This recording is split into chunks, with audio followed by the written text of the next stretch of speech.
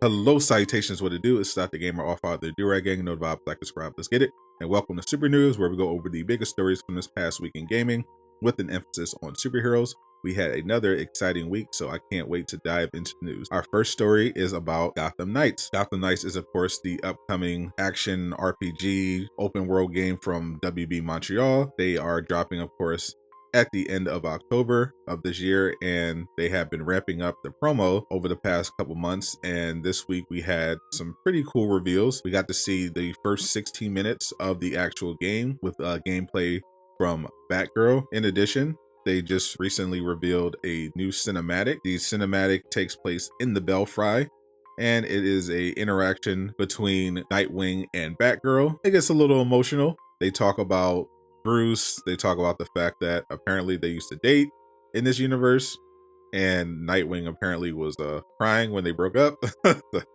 So, I mean, not the best look for him, but but that's the thing. There's a little more insight and backstory into these two characters and how they interact. In addition to the first 16 minutes of gameplay, we got to see a absolute fire showcase of some of the cosmetics. They partnered with IGN to show 28 new superhero outfits, and they broke them down into different sets. This first one is the Batman Beyond set. We also have the Jim Lee, which is, in my opinion, the best one. This is the Eternal suit style. This is my least favorite. We have Night Ops, and of course we have Neon Noir, the Shinobi style, and Year One. I would say Shinobi style is definitely my favorite. Gives me big Ghost of Tsushima vibes. Absolutely love it. Love Year One, love the Jim Lees. They also revealed during the showcase that these costumes will be customizable. So if you don't like the cowl, you don't like the gauntlets, you don't like the emblem, you can change the suit styles. These, of course, will be unlockable in-game. These cosmetics come with stats. They are separate from gear, but they do give you a stat boost. And of course, you will be able to earn them for free. There are no microtransactions in Gotham Knights at all. So good news if you are burned out on live service games and you just want a game where you can earn some really cool cosmetics for free, you will be able to do that with Gotham Knights. Got a fun little story here. There's been a lot of talk of upcoming Marvel games lately, which we'll get into in a minute. But it had people speculating about different type of games they'd like to see, and the topic of Moon Knight came up. Content creator brought up how a Moon Knight game would be cool, but they would want to have the great Yuri Lowenthal to play Moon Knight. Of course, Yuri is very, very big in the superhero gaming space. He famously plays Spider-Man and Insomniac's Spider-Man, so he would be obviously awesome in pretty much anything he plays in the superhero space. But he actually weighed in on this tweet saying, don't tease me. So it looks like if they are going to do a Moon Knight game, your boy Yuri is all in. So somebody make that happen. I wonder if EA is going to tack on that, because are apparently big into not only the single player space, but the superhero space. We covered this last week. Jeff Grubb, industry reporter, revealed that EA was working on a AAA Black Panther game. And the Black Panther game, he said, would be open world. It would be single player, and you would be taking on the mantle of Black Panther after their previous Black Panther died. EA, very much known for their multiplayer games, but after the success of Fallen Order, they are apparently getting more and more into the single player space. And it looks like they're doubling down on Marvel, because we got this report from Jeff Grubb again that he heard they're working on a second single player Marvel game in addition to Black Panther. And Tom Henderson, another industry insider reporter, said that he heard rumors that it would be Iron Man. However, he did caution that he has nothing concrete to report on it. So he said this is heavily under the rumor category in terms of who the actual hero is. But apparently EA is definitely working on at least 2 single player Marvel games. So I'll be very curious to see which one it is. Personally, I want to see the Sorcerer Supreme get some shine in a single player game. I think that would be really, really interesting. You can do a lot of things with that. I know a lot of people want to see a Daredevil game, but I'm glad that there's more superhero games on the horizon.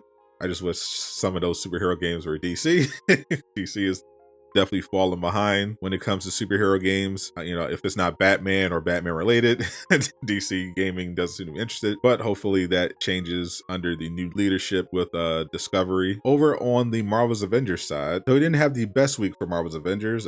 Fans were eagerly expecting the next development blog, because CD Nick E, DC worked on the brand side at Crystal Dynamics, had made this response on Reddit about a month ago where he was fighting back against the notion that they don't announce things and they don't communicate by talking about the development blog. And specifically, he talked about the next one and how he said that they were targeting the end of July and the beginning of August for the next update, which he said would cover cloning labs as well as everything substantially being worked on right now. So obviously that got people a bit excited because thanks to Miller, the biggest leaker in the Marvel's Avengers community, we reasonably suspect that Winter Soldier is the next playable hero. So if they're going to reveal what's after cloning labs, that would presumably be the next hero, which we're assuming is Bucky because Miller got this information directly from someone who is working on Winter Soldier.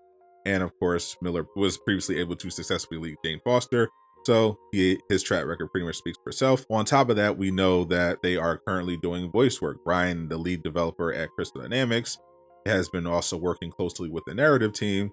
And he was recently talking about how excited he was to be sitting in on voiceover sessions. So they have apparently been recording multiple voiceover sessions, which we can assume is going to be about heroes. We don't know which heroes they're recording this stuff for. They could be recording it for existing heroes as part of cloning labs. They could be recording for Winter Soldier. They could be recording for She-Hulk. We don't know. But what we do know is that the announcement didn't happen. It looks like it has been delayed, unfortunately. So it has now been over a month of pretty much radio silence in regards to the next update. And of course, the longer we have to wait for the announcement, the longer it will be before the content actually makes it into the game. So if they still don't have the necessary approvals to even just announce the stuff that's coming, I think we can assume that there's probably not going to be any content for a second month in a row, and realistically we might not even see cloning labs until sometime in September. However, we did learn that there is a patch coming potentially as soon as next week, because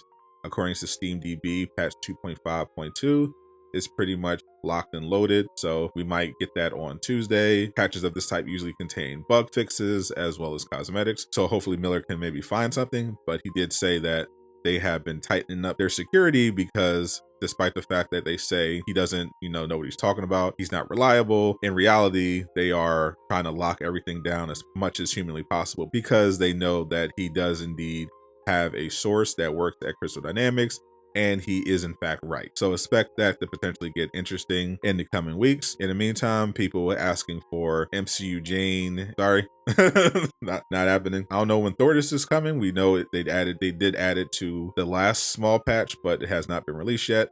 And as far as MCU Jane, it does not look like they made one. That might be one of the skins they don't have access to, as Nick alluded to previously. But who knows? Maybe they'll have it out, 2 months later. But maybe they'll have the MCU Jane out by the time She-Hulk comes out, which would kind of be a Crystal Dynamics move. They're not going to have She-Hulk out in the game when her show drops, but they might have an MCU Jane Foster skin to show off. Those are the stories for this week. Let me know your thoughts in the comments down below, what you think about each of these stories. I'm Sadot the Gamer, signing out.